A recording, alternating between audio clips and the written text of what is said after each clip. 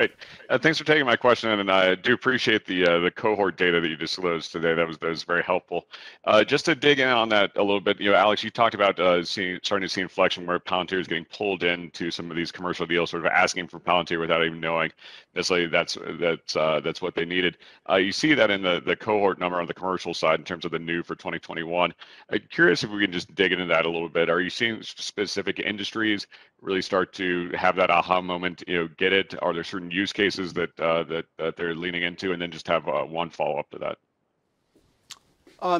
What makes Palantir Foundry valuable is that it's not really industry dependent, and this is crucial for us because our sales force is so nascent. So we're very dependent on where either there's a crisis, or where where somebody actually wants to enter a market they're not in and wants to expand. So I would say in the past we were very, very dependent on manufacturing. So like our high-level engineering companies like BP and others, because we de facto needed the engineering talent because no one else believed us the product was differentiated.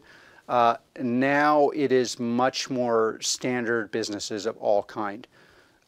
And so just like really the who's who of American business, from like people building tractors to building cars to oil and gas to distribution, and there's no one kind of company. Where we do not do well is like, we're not going to sell to a marketing company. It's like we don't bother talking to them. They don't call us. We're not good at marketing. They apparently are. They're so good at marketing they don't have to quantify their results. So,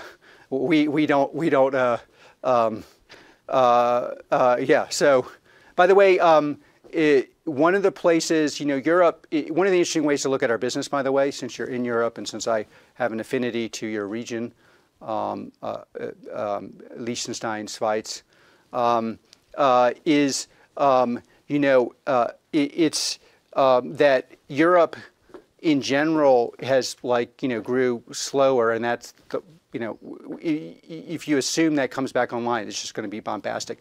One of the places though we're actually very strong in Europe is Switzerland, and there you have like a lot of the pharmaceuticals, insurance companies, banks that can't be mentioned using our products, and I think they use it honestly because it's like there's a Swiss quality to Palantir.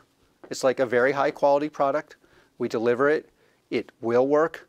You're not going to get the charming slap on the back or the steak dinner, and your software is going to fucking work.